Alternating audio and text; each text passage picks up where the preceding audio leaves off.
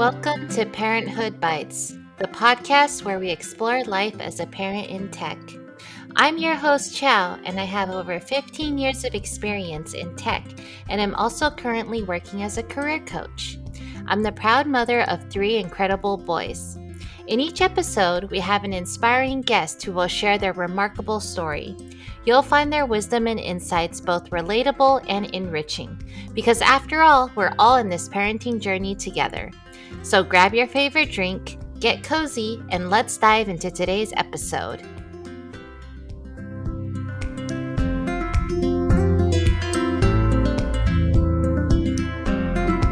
Hi everyone, welcome to episode 12 of Parenthood Bites. We're here today with Jon Koon, who's an engineering lead in Atlanta, Georgia, and currently working at Hubspot. Hi Jon, welcome. How's it going? Good to see you, Chow. Good, how are you? How is it over there? It's a little later in the day, right? Yeah, it's like 7 p.m. here. It's great. We had our typical false winter recently, and now we're back at 70 degrees in Atlanta. So we're in short sleeves. What do you mean by false winter? Is it like you think it's cold and then all of a sudden it gets hot again? Oh yeah. It was like down to 30 for like a week or something, and then we're back to 70. Oh boy. So when do you get the real winter? It just goes back and forth the whole season. Really, they're in the South. We're lucky if we get and in Georgia specifically, we're lucky if we get like one snow season. And for the listeners, we're talking about this in early November. So I like to start with just asking, what brought you to tech, and how many years have you been in tech? Okay, sure, yeah. Got into tech and into programming specifically in high school. It was pretty drawn to computers, probably like a lot of people from like video games. But went to a pretty podunk high school that didn't have a lot of support, no like APCS program or something like that. But I did manage to, had a few friends that some were messing around with like Visual Basic, stuff like that, just making some silly programs. And at that time, I guess wanted to make games. So I checked out like a C++ book at the library. And that kind of started my adventure in programming. I didn't really make it past the first chapter, but I got enough of the basics, read a few programs, and that got me excited enough to major in it in school. I was picking between business and computer science. I went to Georgia Tech for undergrad, and landed in CS, which has been great. Been doing software for about 15 years since graduating, and kind of been on a similar path the whole time, mainly web app development, little full stack here and there, a lot of front end. That's cool. I started with C++. I didn't go to the library to check out a book, but it was like the first course in college. And they just were nice. C++. And then after that, it was just Java. And so it was interesting.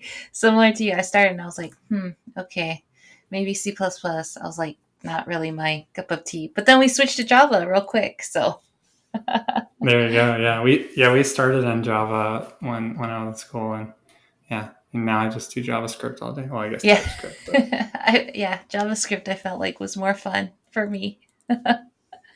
So how many years were you working in tech when you became a parent? My wife and I have a kind of interesting story in this regard.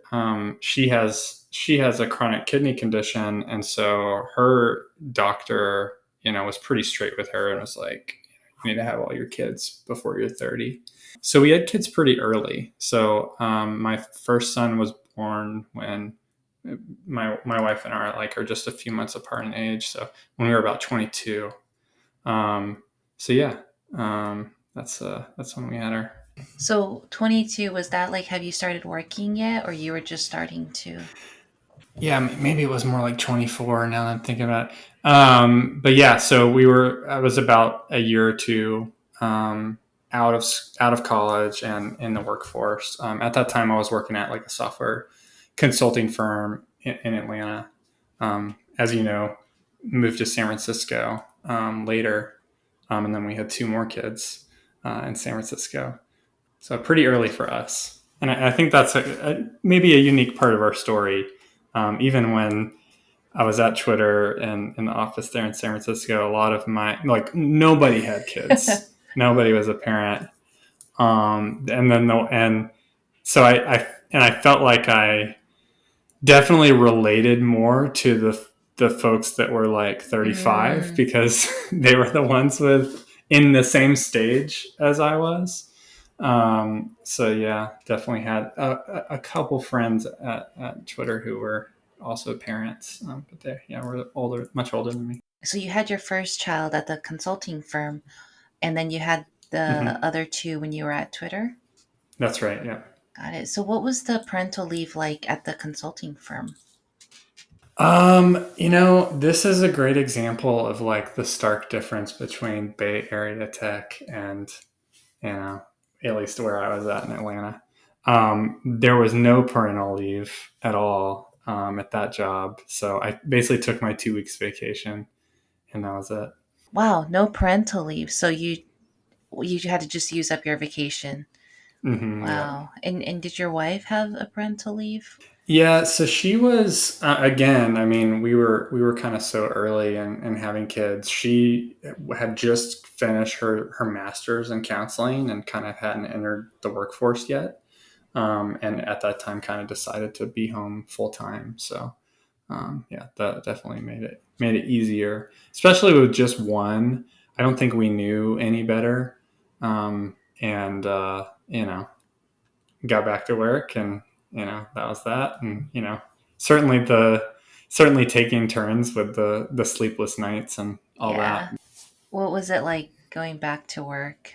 What was that transition like? Yeah, to be honest with you, I think that transition was like we didn't know what we didn't know. And I think the more interesting transition is when we had our second kid. Because like with the second kid, it's one on one. With one kid you can take turns, right? And but yeah, once we had the second one, it was a lot more. And when Harvey was born, our second child, I was at Twitter at that time, and Twitter did have a good parental leave policy. It was like 10 weeks, and then I think during our leave they changed to 12, and then later with that third kid, it was like 20 weeks, which was amazing. So Wow, that's so fascinating. So you were able to experience these three different type of parental leaves. yeah, that's true. How was that difference for you? I mean, Yeah, I mean, obviously it felt really generous and relative, 10 weeks feels very generous compared to nothing. But yeah, and I mean, I think that also like as a dad, like not the one giving birth and like having that responsibility and kind of the aftermath of that, I was again felt like it was very generous of Twitter to give that paternity leave of that amount, and we needed it because again, with the second kid or the third kid, my wife was fully focused on the newborn, and I could take the other ones off her hands. And yeah, I also wonder a lot. I mean, something that comes to mind to me in regard to Bay Area tech in particular is I feel like a lot of people move there similar to us, and so probably don't have as much family support structure. So I think that also probably is some factor in that, again, pretty generous leave in my opinion. yeah, and that's where like it really matters to have a longer leave too, because you don't have that Yeah. help and that support, right? Yeah. Yeah, exactly. Was it harder to transition back to work having been gone an even longer time, like 10 weeks, 20 weeks? I don't recall having a particular struggle, to be honest with you. I mean, I probably broke it up. I probably took a certain number of weeks and then, took a certain number of weeks later. With my second son, it's interesting because right when I came back, my team was working on this big project to rethink the profiles for Twitter. And I don't know how I managed this, but I ended up kind of leading that project as the tech lead, having just kind of arrived on the scene. So I think for me in particular, I was able to hit the ground running again when I got back. But you do feel like, oh man, if I take all this leave, am I gonna like stall my career? Is it gonna hold me back? I didn't feel that that was the case for me. So So it was good. You had like the project, you had the tech lead role, but you're absolutely right. I think when I went on leave, I was worried of what does that mean for my promotion? What does that mean for, how I do on projects and all of that? And I know at Twitter there's a mother's room. Do yeah, you know if there was a mother's room when you were at the first place? I don't think so. Yeah. No. I mean, there was no leave, so there Yeah. probably wasn't. Yeah. Yeah. That's the difference is just so extreme, it feels. Yeah. Yeah. For sure. And so you mentioned 3 kids. You're outnumbered. I know. I get that. Yeah. So by Yeah. the third kid, it must be even harder, right? Because you have these 2 young ones and then a newborn. Yeah, and I mean, I mentioned that we didn't have like grandparents in while we were in San Francisco, and frankly, a lot of our friends were starting to move out of the city, East Bay, South Bay, and trying to get more space. We were kind of debating that, and ultimately, we decided to move back to Atlanta, so that we could have the grandparents after our third our daughter was born. So probably when she was about 4 months old, we all got on a plane and moved. And I think I used a big chunk of my leave from her birth to move to get us in a better spot to take care of everybody. So Yeah, that's nice that you're able to split it up and use it when yeah. you need for things like that. So how old are the 3 kids now? Yeah, so Rosie, my youngest daughter, I was just mentioning, she's 8. Harvey's 10, and then our oldest Elliot, he's 12. 8, 10, and 12. Yeah, that's very similar to my kids' ages. They're 8, Okay, 11, there you and go. 13. And so it's interesting to see how their relationship evolves too at their ages. Sure, yeah. That's great that you're closer to grandparents. They can help take care of the kids and build that relationship as well and get close with the kids. Yep. So do you send them to grandparents for childcare, or what do you do for childcare? Today, I mean, they're very independent today. So they're all in school. But when there are those times when, the summer, or maybe the teacher work day or something like that, generally my wife has chosen very flexible jobs or jobs that even align with the school schedule. So she's generally home. But work from home has made it possible for me to, it's not ideal. I'm working, but they're like occupying themselves. So we do that sometimes. But yeah, occasionally her parents will drive in. They live about 45 minutes away. They'll drive in and watch them. Yeah, that's great. And so after school, do they just come home after school, or do they go to after school care or anything? They don't do after school for childcare reasons. My daughter does do like an art program as like a after school activity. But yeah, generally they come home when school's out. Cool. So, you mentioned they're more self sufficient now, and I hear that. I'm just like, ooh, good. It's a lot less stressful for us. Yeah. So what is your day to day routine like with the kids? So we live in a unique area, in my opinion. We live in a city just east of Atlanta called Decatur, and the kids go to 3 different schools, but they're all in walking distance. And that's kind of like the culture of the neighborhood and the city is that the kids walk to school. The buses are available if you need them, but for the most part, everybody walks, and it's kind of like a fun routine part of the routine. So I generally walk Harvey to school. So we head out about 7 a.m. Lately, he's been walking with a friend of his as well. And yeah, after that, I come back, maybe finish breakfast if I woke up late, and get started to work. I work from home for Hubspot, so yeah. And then dinner and doing the dishes, get them to bed.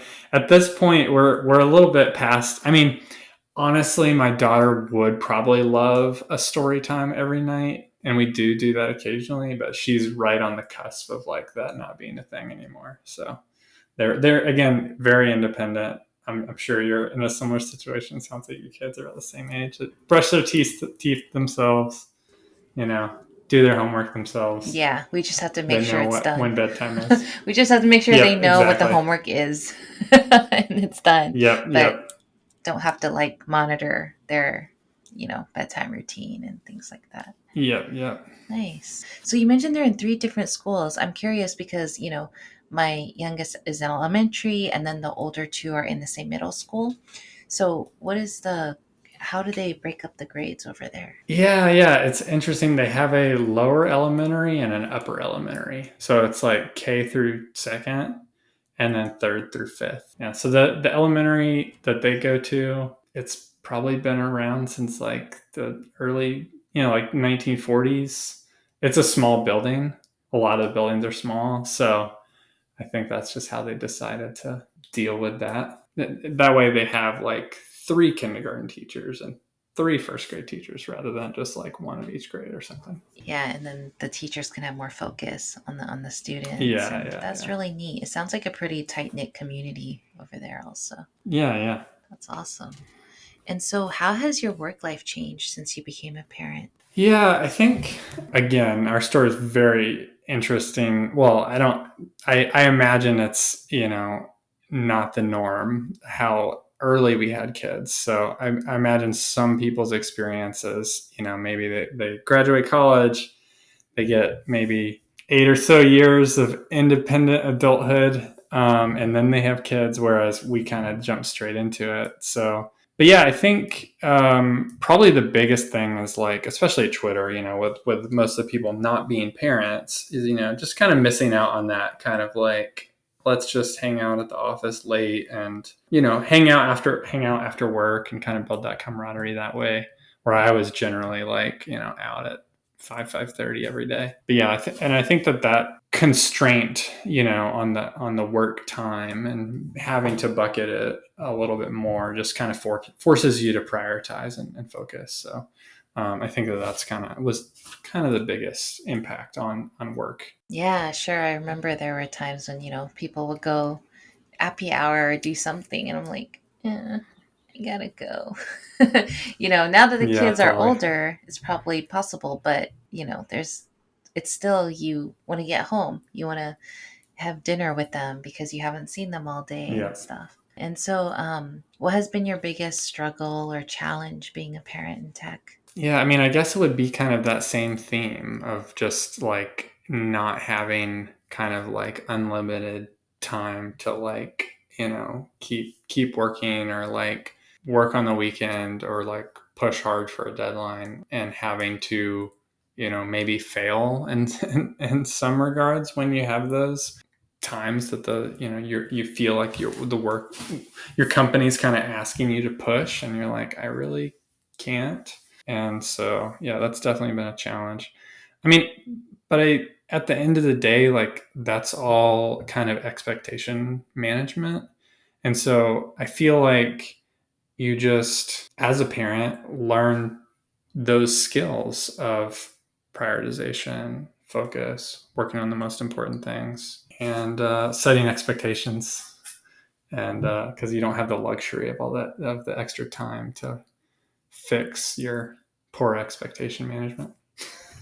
Yeah, absolutely. You have to really prioritize on like, okay, I only have this much time, right? What do I prioritize? And then work, have family, kind of understand some of those things with expectation setting. Yeah. This was particularly interesting for me so I left Twitter in 2019 to start a company with some friends. And, the startup world is, it's very much kind of like if you don't do the work, no one else is going to. And there are definitely some moments of kind of like, live or die type of situation. And I did have to push and did have to make some sacrifices, or like ask for, some concessions to work on a Saturday or work through dinner or things like that. But funny enough, I very quickly realized that that was not going to work. Uh, so even in the startup context where kind of grinding is the norm, I very quickly realized that, essentially my marriage was not going to survive unless I had pretty hard boundaries. And I think that that pushed me to make some decisions in regard to building that startup that you may not have otherwise. Like, for example, I ended up taking a sabbatical from Twitter to work on it full time. Had I have had a lot of extra time in the evenings and weekends, that may not have been needed.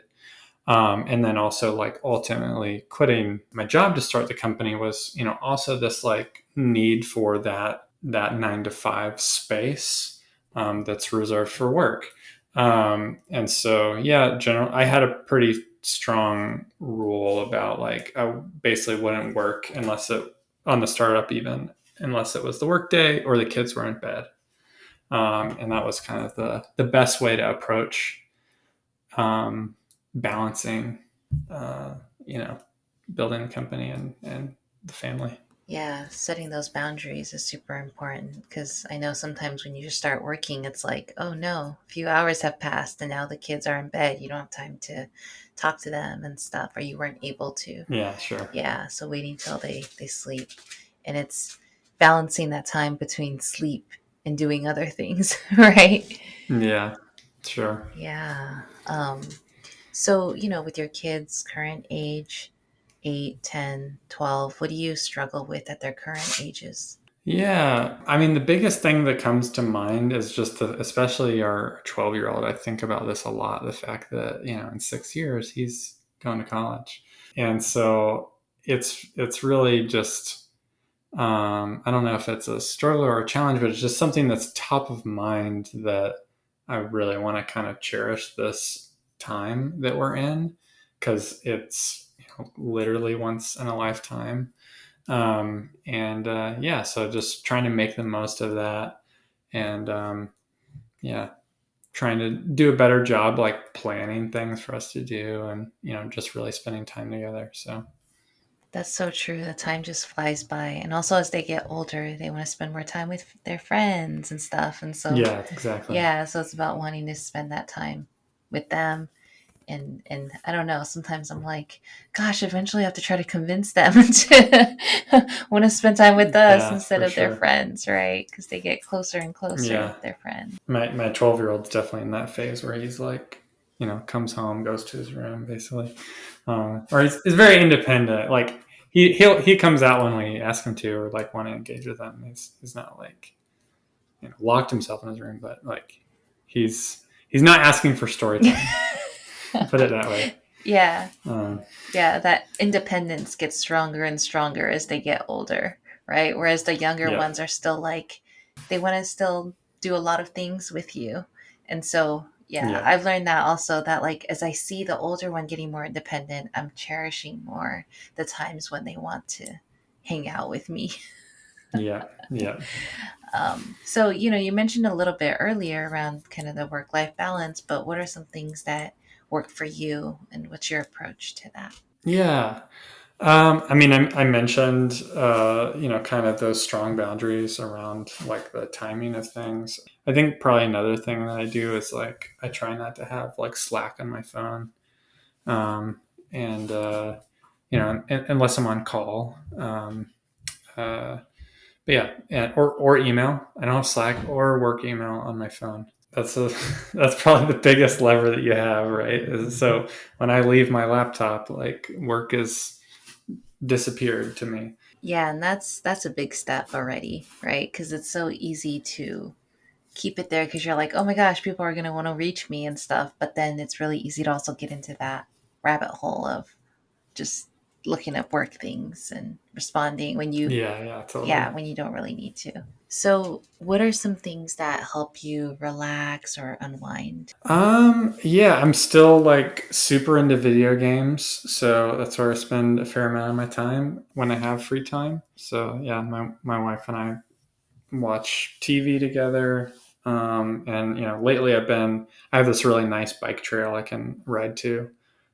So I've been kind of taking advantage of that. And during the, work from home life, you can kind of do that during your lunch break or something like that. So I'll do that every once in a while. But yeah, nothing crazy. Pretty boring.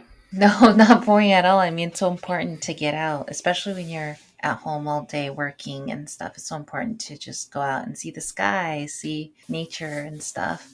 Do you play video games with your kids as well? I do, yeah, yeah. My daughter and I have just gotten into Animal Crossing. So it's a game she plays on her Switch.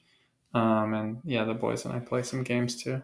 Nice. My kids try to get me to play Roblox, and I did get an account, but I'm just like, they're like, look, we're doing parkour, and I'm like, I can't, I don't know what's going on. Like there's people moving around me, jumping, and then I'm dead, and I don't know. And they still try to convince me to play, and I think I'll pick it up again sometime, just because, like we talked about, they're not going to want to play with me that much longer, Oh, sure, right? yeah. But man, it's hard for me. Even my 8-year-old is like, he's on it, he knows what to do, and I'm like, I don't know, man. And they get a kick out of me just not knowing what I'm doing. That's funny.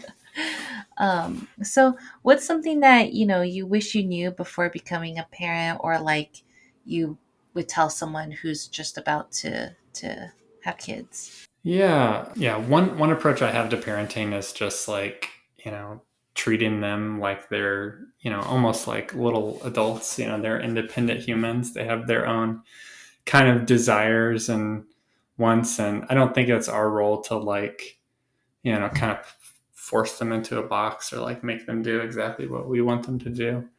At least that's my approach. Is I want to, let them make some mistakes, let the, kind of encourage them and their passions and what they're excited about, but also want to. Lately, it's one thing that's been in mind, especially again with Elliot, my oldest, like 6 years, man, you're going to college.